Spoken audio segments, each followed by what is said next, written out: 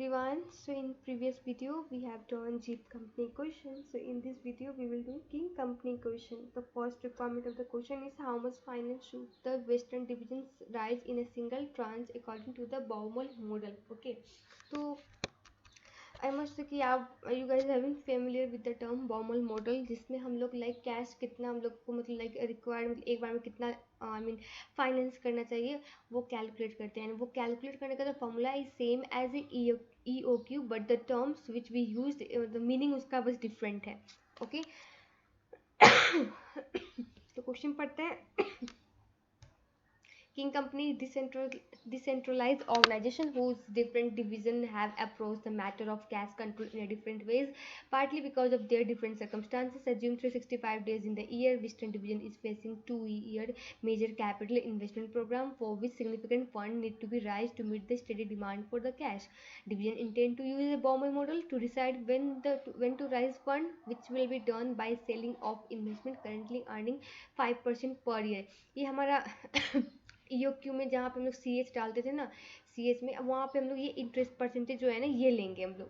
ठीक है, तो इसके बाद transaction cost of this sales will be 500 per transaction. अब ये हमारा ईओक्यू में सीओ यूज़ करते थे कॉस्ट पर ऑर्डर, ये हमारा कॉस्ट ऑफ पर के ऑर्डर की जगह पे हम लोग 500 यूज़ करेंगे एज ट्रांजेक्शन कॉस्ट. ठीक है,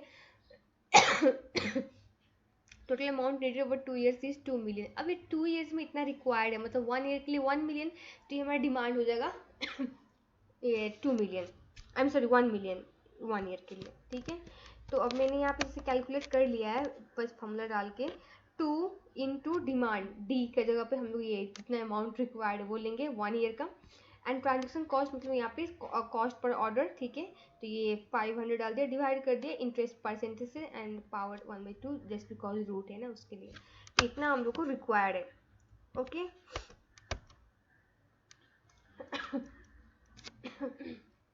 okay, so next question is what does the Miller or model suggest is the spread between the upper and lower limit of the cash level that the Alpine division should maintain. अब इसका भी formula है spread calculate करने का, and formula क्या है, spread equal to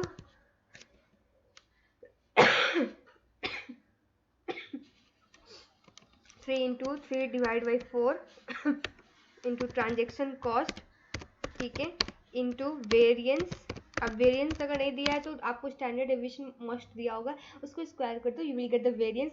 and be sure ये per year दिया है कि पर डे दिया है, उसके अकॉर्डिंग ही हम लोग अपना ये जो नीचे इंटरेस्ट लेंगे वो यूज़ करेंगे. ठीक है, तो ये हमारा हो जाएगा कॉस्ट. ओके, एंड इसको डिवाइड कर देंगे.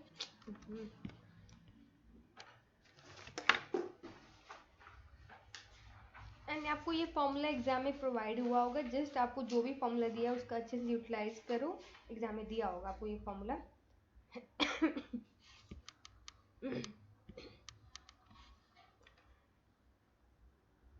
नहीं, इसको डिवाइड पूरे को डिवाइड करेंगे इंटरेस्ट रेट से. ठीक है, एंड इसका पावर हो जाएगा 1/3. ठीक है, तो करते हैं कैलकुलेट. 3 into 3 divide by 4. ठीक है, इंटू ट्रांजेक्शन कॉस्ट कितना था हमारा 500, ऊपर जो यूज के ट्रांजेक्शन कॉस्ट वही आएगा. Alpine division has no significant investment plan but find itself regularly having to either sell investment to make a fund available or invest surplus cash. This is because of the considerable variation in daily cash flow which has been quantified as having a standard deviation of 7,000.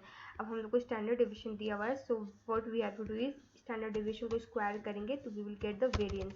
ठीक है, इसका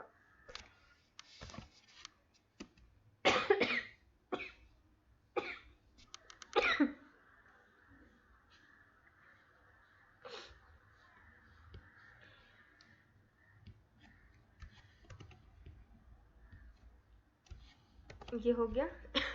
इसको divide करेंगे अब interest rate. As a result of division, use Miller or model to determine when to invest and when to make sale using the same transaction cost and investment rate as in the western division. So ऊपर वाला ही हम लोग को interest rate लेना है, but difference क्या होगा? अब यहाँ पे जैसे वेरिएंस का क्या दिया था आपको, ये आपका स्टैंडर्ड डिविजन पर डे का दिया था, डेली का दिया था.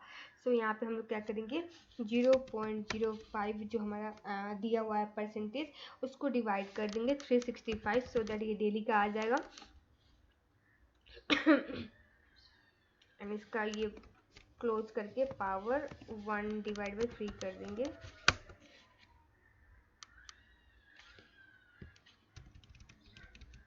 ओके, तो आया ना.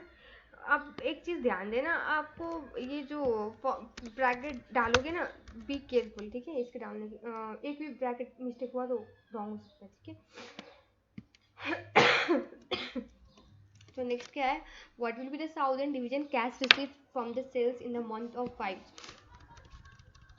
मंथ 5 का पूछ रहा है. The southern division has just been credit to manufacture a product used by the other division but mainly sold to the outside the customer. The coming month the coming month one will spend converting and equipping existing corporate premises at the total cash of 800,000.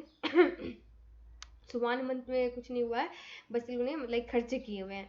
Production will be start in second month. Production start हुआ है 2 month में, and cell start हुआ है month 3 में, जो कि हम लोग को दिया हुआ है. And plan sales volume are as follow.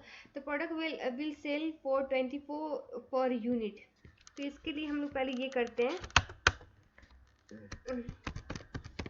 Month 3, 4, 5, 6, 7, ठीक है. अभी हमारा वॉल्यूम कितना है, वॉल्यूम है 10, 11, 13, 3 जीरो कॉमन इस समय, ठीक है. 13, 16 एंड 20, ठीक है. सेलिंग प्राइस कितना है, 24 कॉपी सीट, ठीक है. तो रेवेन्यू कितना हो जाएगा, रेवेन्यू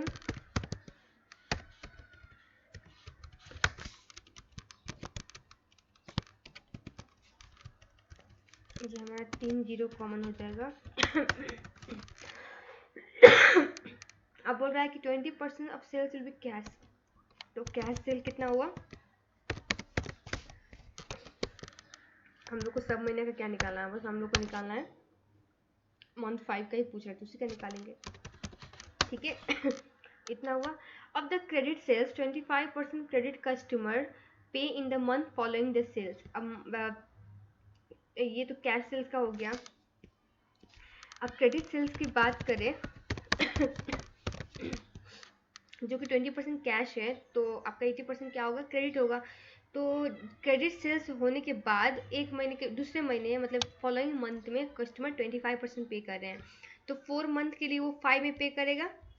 तो इसका 80% ये क्रेडिट हो गया एंड इसका 25% इसमें पे कर रहा है, ठीक है. एंड 50% विल बी पे 1 मंथ लेटर. अब 1 मंथ लेटर, अब 4 का तो 6 में चल जाएगा जो 50% पे करेगा, तो 3 मंथ का 25% 4 में एंड 50% 5 में पे करेगा. तो यहाँ पे हो जाएगा आपका इसका 80% एंड इसका 50% again, and 25% in after the another month, ठीक है. तो अब उधर 6 में जाएगा, इधर हमारा है ही नहीं, तो ये तीनों बच गया. तो this plus this plus 212 million, 211.2 million, ठीक है.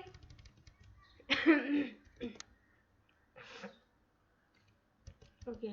It is important to distinguish between the cash budget and cash forecast. What is the validity of the following statement? ये ना डिटो बुक का डेफिनेशन दिया हुआ है, सो मैं कहूँगी आप एक बार बुक पढ़ो एंड इसको गो थ्रू करो, ठीक है. मुझे तो following is not an advantage. अभी करेंगे तो ऑब्वियसली बेटर वे में करेगा, तो एडवांटेज हो गया. Borrowing can be made at A more advantages rate.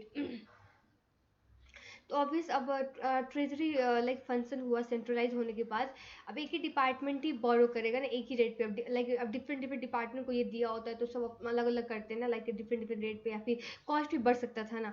तो ये मोर एडवांटेज रेट पे हम लोग बोरो कर सकते हैं, ये भी एडवांटेज हुआ। Increase individual decision responsibility for the cash, ये डिसेंट्रलाइज में होता है। ठीक है, कि अब अगर डिफरेंट डिफरेंट इंडिविजुअल को रिस्पॉन्सिबिलिटी देंगे तो एक्स्ट्रा कॉस्ट लग सकता है ना, जो डिसेंट्रलाइज में होता है कि नहीं। तो ये सेंट्रलाइज में ये चीज़ नहीं होता है, ठीक है। Treasury function can be run as a profit centre